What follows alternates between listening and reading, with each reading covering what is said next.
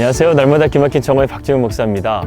우리가 운전할 때요, 사고 다발 지역이라는 편말을 볼 때가 있습니다. 사고 다발 지역, 이것이 무슨 의미일까요? 사고가 날 위험이 있기 때문에 평소보다 더 주의하고 속도를 줄여야 안전하게 지나갈 수 있다는 의미가 아닐까요? 우리 인생도 마찬가지인 것 같습니다. 우리 인생 가운데서도요, 사고 다발 지역이 있습니다. 오늘날과 같이 스피드를 중요시하는 세상 가운데서요, 이 사고 다발 지역 편말을 보지 못하고 속도를 줄이지 않고 그대로 감을 통해서요, 어려운 공경에 빠질 때가 있다는 겁니다. 이렇게 바쁜 세상 가운데서 느림을 선택한다는 것은 뭔가 큰 모험을 하는 것 같습니다. 그런데 말이죠, 우리가 속도의 광기를 빼고 나면 자유함과 평안함이 찾아온다는 사실을 아십니까? 인생의 빠른 스피드로 가면서 우리가 놓쳐버렸던 것들이 비로소 우리의 눈에 들어오게 된다는 것입니다. 코로나 바이러스로 인해서 그렇게 빠르게 돌아갔던 대한민국이요, 앞으로 나아가지 못하는 것 같고 정체되는 것 같아서 불안해하는 사람들이 많습니다. 교회에서 예배도 드리지 못하고 영상으로 드리고, 코로나 바이러스라는 사고 다발적 편말이요, 우리의 일상을 한순간에 바꿔버렸습니다. 지금 치료제가 개발 중에 있고 또 정부가 열심히 국민들을 위해서 일하는 만큼 우리가 조금만 천천히 가더라도요, 그것을 이해하고, 그리고 또한 우리가 그동안 놓쳤던 것들을 찾을 수 있는 그런 시간이 되기를 바랍니다. 우리가 바쁘게 살아가면서 그동안 놓쳤던 것들이 무엇이 있을까요? 가정의 소중함, 또 가정 예배, 자녀들과의 대화, 믿음의 점검, 말씀 묵상의 시간들, 그동안 우리가 놓쳤던 것들 아닙니까? 그동안 수동적으로 살아왔던 우리의 믿음의 삶이요, 보다 능동적으로 바뀌어져서 하나님과 더욱더 친밀해지고 가정이 회복되고 내 삶 가운데 정말 중요한 본질이 무엇인지를 발견해내는 그런 복된 시간 되시기를 주님의 이름으로 기도합니다. 2020년 3월 7일 날마다 기막힌 정오 시작합니다.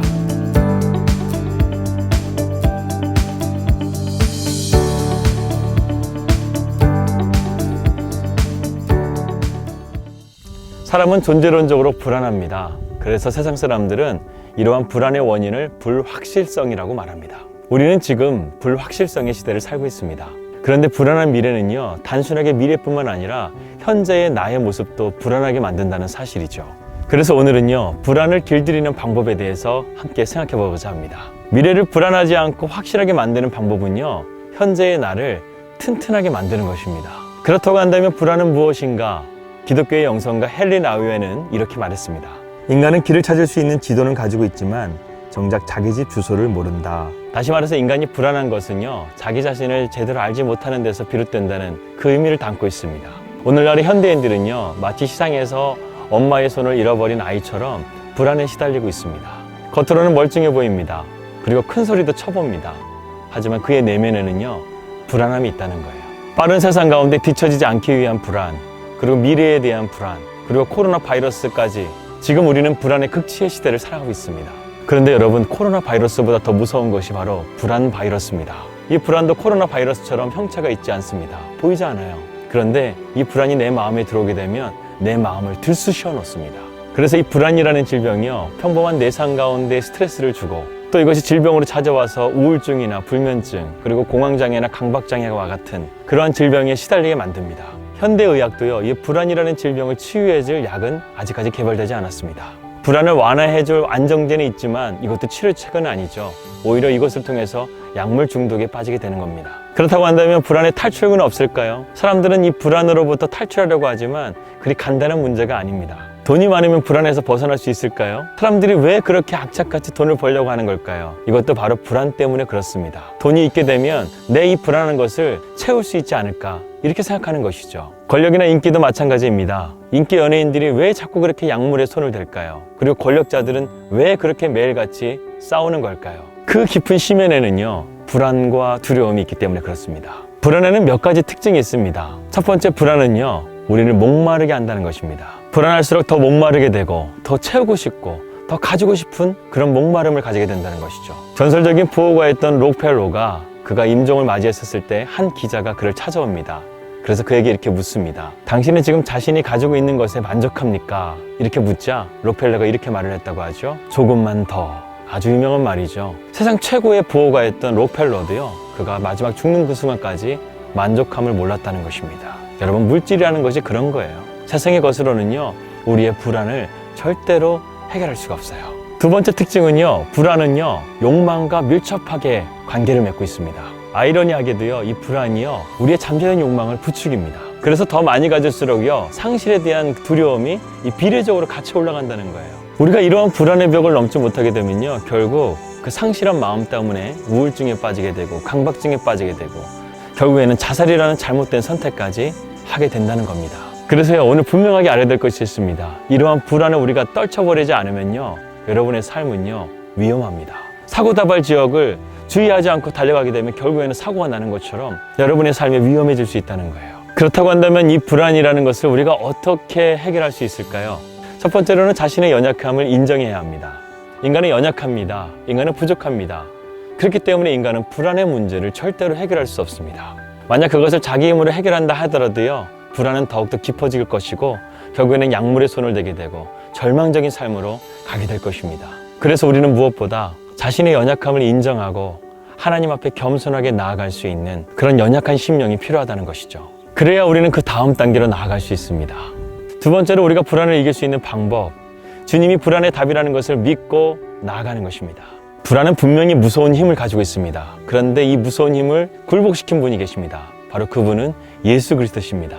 우리가 하나님의 자녀가 된 이상 하나님께서는 우리에게 그런 힘을 주셔서 이 불안을 이길 수 있는 능력을 주셨습니다. 그것은 복잡하지 않습니다. 우리가 주 안에 있으면 됩니다. 어린아이에게 안정감은요, 키막힌 장난감을 가지고 있는 것이 아니라 어머니 품에 안길 때 가장 안정감을 누리듯이요, 우리도 주님 품 안에 있을 때 불안을 몰아내고 두려움을 몰아내고 참된 평안 가운데 거하게 된다는 것이죠.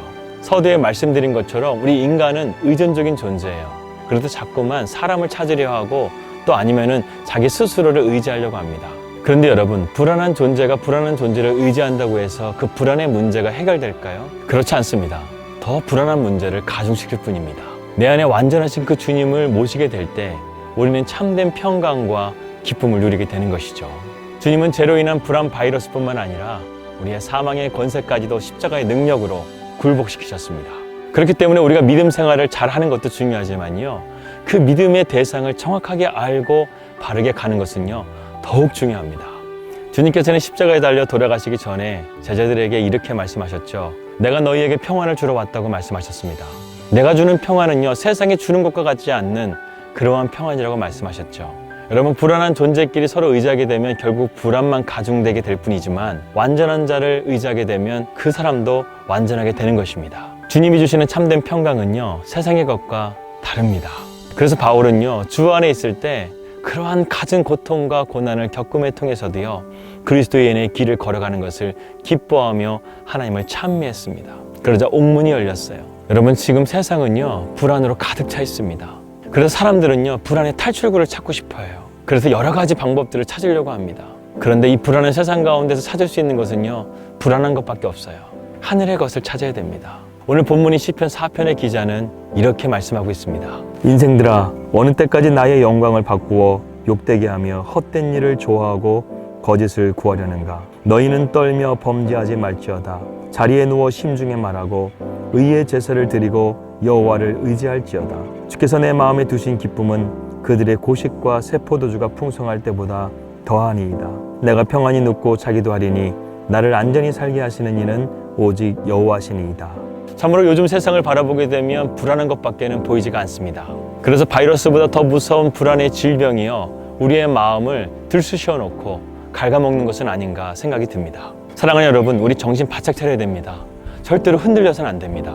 우리 믿음의 옛 선조들처럼 주 안에 거하게 되면요, 이런 불안한 세상 가운데서도요, 우리는 참된 평강을 누릴 수 있다는 것을 세상에 보여줄 기회입니다. 오늘도 주 안에 있음으로 말미암아 참된 평강을 누리시는 우리 날마다 기막힌 정원 식구들 되시기를 주님의 이름으로 기도합니다. 주님은 우리에게 평안을 주러 오셨다고 말씀하셨습니다. 내가 주는 평안은 세상이 주는 것과 같지 아니하는 평안이라고 했습니다. 하나님, 불안한 세상 가운데 우리가 안정감을 누릴 수 있는 것은 그 무엇도 없음을 알게 되었습니다. 더 이상 세상의 것들을 바라보는 것이 아니라 주님을 바라보게 하시고 주님 안에 거하는 삶을 통해서 참된 평강을 누릴 수 있도록 인도하여 주시옵소서. 예수님의 이름으로 기도하였습니다. 아멘. 예, 오늘의 기도 제목입니다. 이곳 뉴질랜드 땅 가운데 성령의 새바람이 불 수 있도록 기도해 주시고, 저희가 이곳 뉴질랜드 땅 가운데서 잘 안착할 수 있도록 기도해 주시고, 그리고 코로나 바이러스보다 더 무서운 불안의 바이러스가 우리의 마음을 잠식하지 않도록 주님 안에서 힘을 얻고 주님 안에서 이 어둠의 불안을 몰아내시는 우리 날마다 기막힌 종식 식구들 되시기를 함께 기도했으면 좋겠습니다. 저희도 우리 날마다 기막힌 종식 식구들을 위해서 늘 기도하고 있습니다. 평안한 주말 되시고요. 저는 월요일 날 뵙도록 하겠습니다. 우리 믿음으로 승리합시다. 할렐루야.